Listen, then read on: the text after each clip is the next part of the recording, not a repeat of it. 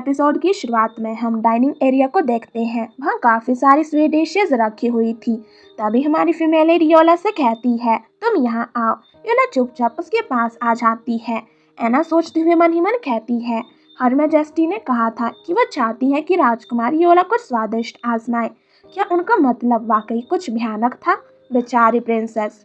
वह तभी female lead योला से कहती है, जरा मुझे खाते हुए देखो, ये स्वादिष्ट व्यंजन मेरे हैं और तुम्हें कुछ नहीं मिलेगा। और वह यह कहकर एक ब्रेड उठाकर खाने लगती है और तभी वह छींक मार देती है और कहती है, यू, और यह ब्रेड तो बहुत कोल्ड है। एना यह देखकर चौंक जाती है।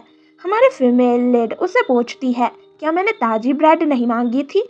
एना कहती है, मुझे माफ़ करना, पहले तो मौसम गर्म था लेकिन आप जल्दी नहीं पहुंचे। एना की बातों को इग्नोर कर वह उस ब्रेड को योला के चेहरे पर फेंक देती है और योला उस ब्रेड को पकड़ते हुए देखने लगती है। एना उसे कहती है, यह सब तुम्हारा है, तुम इसके लिए ही योग्य हो। और योला उस ब्रेड को धीरे से खाने लगती है। उसे इस तरह खाते देखकर हमारी फीमेल लीड बहुत ज्यादा खुश होते हुए मन ही मन कहती है, मैं तब तक तुम्हें खाना खिलाती रहूंगी जब तक तुम स्ट्रॉन्ग और हेल्थी नहीं हो जाती। और फिर उन डिशेस को देखते हुए कहने लगती है, यह फिश, यह तो जल गई है, यह मीट बहुत ड्राई है। फिर वह एक स्वीट की ओर पॉइंट करते हुए कहती है, यह केक, यह अच्छा लग रहा है, मेरा मतलब है यह बहुत स्वीट है। पर तभी वह परेशान होकर खड़े होते हुए कहती है, मैं इस पर विश्वास नहीं कर सकती। और वह वहां से जाते हुए कहती है, यह कैसा कबाड़ है, मैं इसे नहीं खाऊंगी। पर तभी वह योला की तरफ गुस्से में देखते हुए कहती है, बाकी सब तुम्हारा है, तुम सिर्फ मेरा बचा हुआ खाना ही ले सकती हो। योला खुश होकर उस खाने की ओर आगे बढ़ती है। एना कहती है, योर मैजेस्टी। हम योला को देखते हैं। उसने अपने एक हाथ में हाफ ब्रेड और उसके दूसरे हाथ में डोनट, जिसे वो क्यूट तरीके से खा रही थी। एलिजाबेथ उस रूम से बाहर आ जाती है और मेड से झुकते हुए उसे बो करती है, पर उसके जाते ही वह तुरंत दरवाजे के पास आकर अंदर की ओर झांकने लगती है। एक मेड कहती है, देखो राजकुमारी योला अभी खा रही है।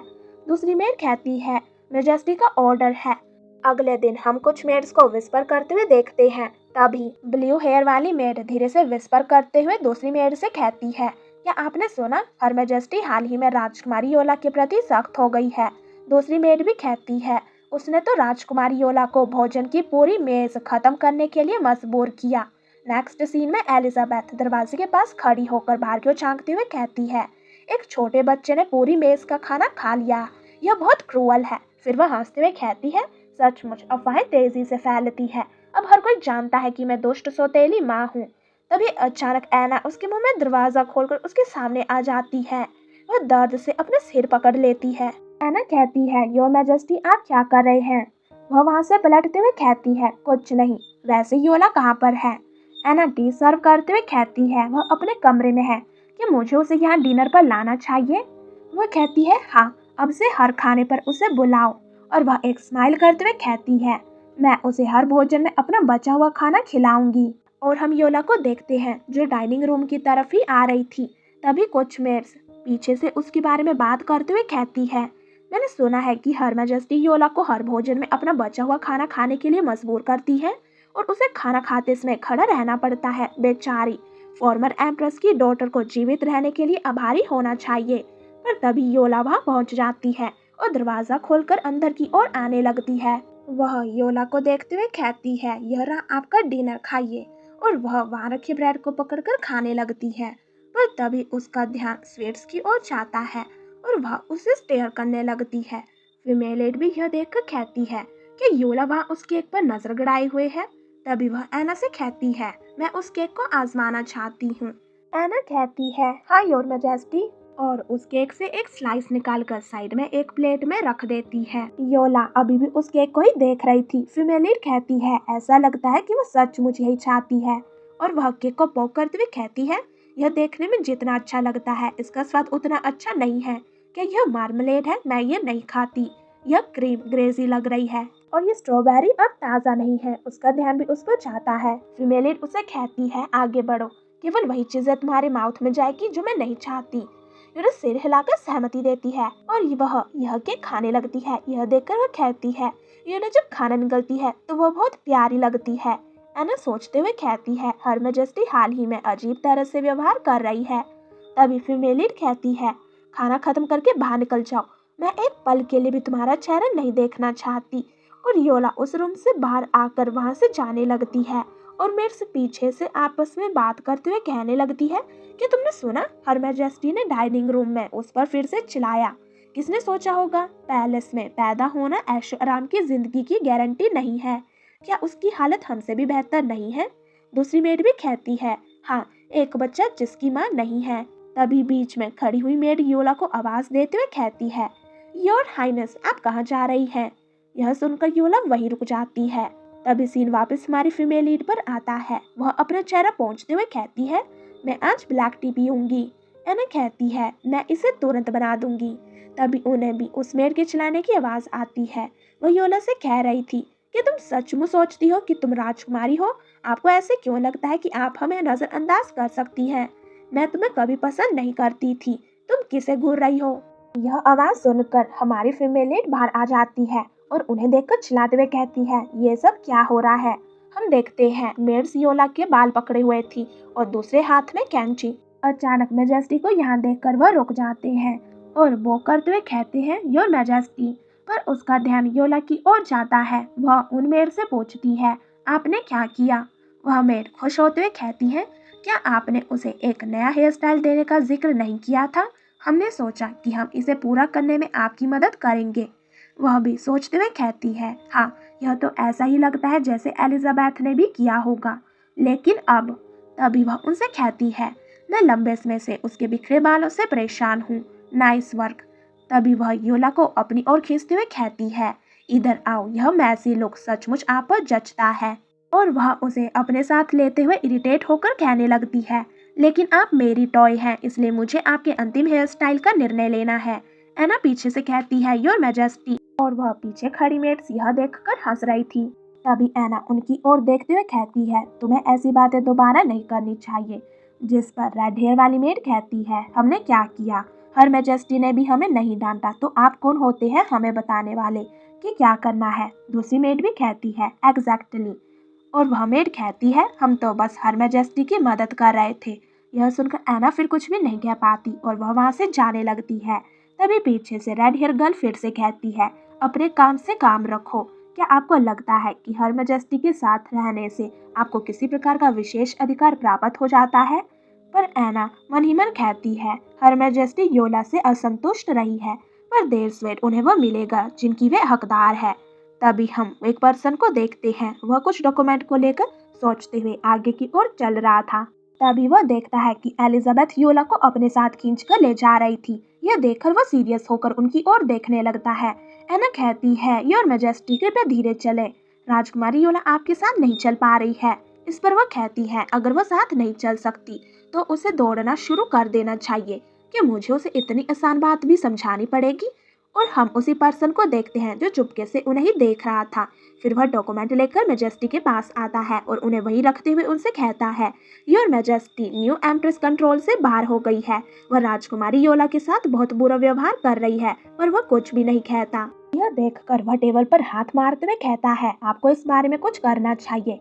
आखिरकार वह तुम्हारी डॉटर है। पर एम्प्रर उस डॉक्यूमेंट से अपना फेस कवर कर लेता है और उसे पढ़ने लगता है। यह देखकर वह इरिटेट होते हुए कहता है, पैलेस में एंटर करने से पहले सभी ने मुझे चेतावनी दी थी कि आप एक टायरेंट हैं और मुझे सावधान रहना चाहिए, लेकिन वास्तव में आप ऐसे कुछ भी नहीं हैं। पर तभी एम्प्रर कहता है, क्या आपका मतलब है कि मैं उस तरह का व्यक्ति नहीं हूँ जैसे उन्होंने बताया? वह कहता है, बिल्कुल नहीं, आप ज्यादा कुछ नहीं कहेंगे, लेकिन मैं कह सकता हूँ कि आप दयालु हैं। इसलिए मैं एम्प्रेस का यह मुद्दा उठा रहा हूँ। आप इसे संभाल लेंगे, है ना? ठीक है, मैं देखूंगा कि मैं क्या कर सकता हूँ। और वह एलिजाबेथ के बारे में सोचने लगता है। नेक्स्ट सीन में हम कटे हुए बालों को गिरता देखते हैं। हमारी फीमेल लीड ने उसका हेयर स्टाइल बना दिया था। वह कहती है, खैर यह बहुत बेहतर है, तुम बहुत प्यारी लड़की हो। वह उसके बालों को सहलाते हुए कहती है, आपके बाल सॉफ्ट और फाइन हैं, जैसे मुट्ठी भर गरम लपटें। फिर वह उसे पूछती है, आपने ऐसा क्या किया कि आपको ऐसा दुखद भाग्य मिला? तभी एना वहां आते हुए कहती है, योर मैजेस्टी, आपकी टी तैयार है।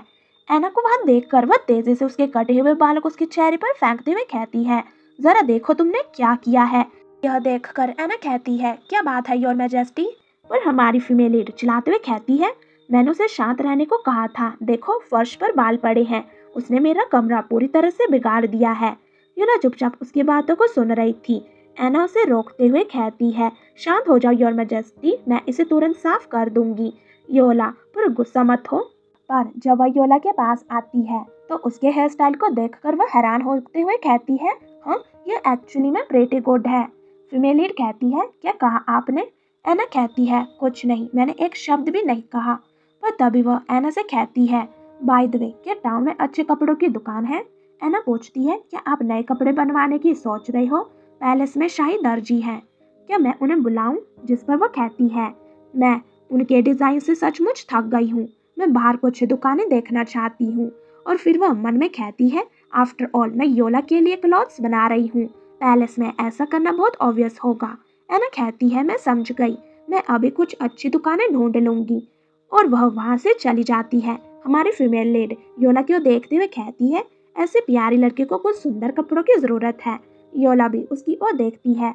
फिर हम एना को देखते हैं। तभी वह उसी पर्सन से टकरा जाती है और उसके हाथ में जो डॉक्यूमेंट थे उसमें से कुछ डॉक्यूमेंट नीचे गिरने लगते हैं। पर तभी वह उन डॉक्यूमेंट्स को पकड़ लेता है और एना से कहता है, मुझे माफ करना, मैं ध्यान नहीं दे रहा था कि मैं कहाँ जा रहा हूँ। एना कहती है, यह सब ठीक है लॉर्ड टैलिसिन। तभी टैलिसिन कहता है, यह क्या है? एना बताती है, ये शहर की विभिन्न दर्जी दुकानों की प्रोफाइल है। हर मैजेस्टी ने कहा कि वह शाही दर्जी के डिजाइनों से थक गई है और उन्होंने मुझसे बाहर कुछ दुकानों पर जाकर देखने को कहा। वह भी इस बारे में सोचने लगता है।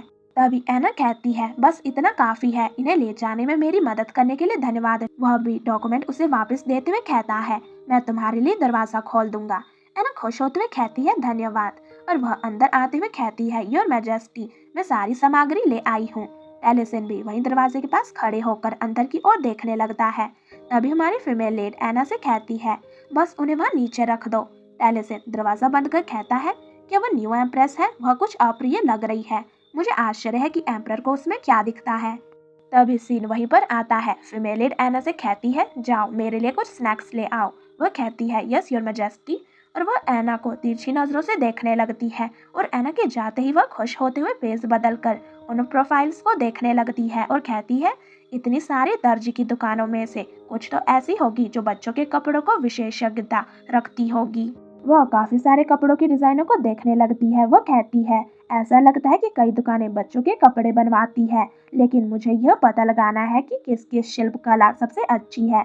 योला भी उसे ऐसे करते देख रही थी। तभी सीन शिफ्ट होकर टैलिसन पर आता है। वह कहता है, क्या एम्प्रेस को थोड़ा संयमित नहीं होना चाहिए? उनके पास पहले से ही बहुत सारे कपड़े हैं और अब वह और भी ज्यादा कपड़े पहनना चाहती है। तभी एम्परर उसकी तरफ देखते हुए कहता है, क्या वह पहले से जा रही है? टैलिसन मुंह बनाते हुए कहता है, मुझे यह कैसे पता चलेगा? क्या आपको यह भी जानने की जरूरत है? जिस पर वह कहता है, क्या आप वही नहीं है जिन्होंने कहा था कि मुझे योला के मामलों पर नजर रखनी चाहिए? एम्प्रेस एलिजाबेथ हमेशा उसके करीब रहती है, मुझे उनके ठिकानों पर नजर रखनी होगी। टैलिसन उड़ते हुए कहता है, आप सही कह रहे हैं, मैं अभी पता लगा लूंगा, यह काम करेगा।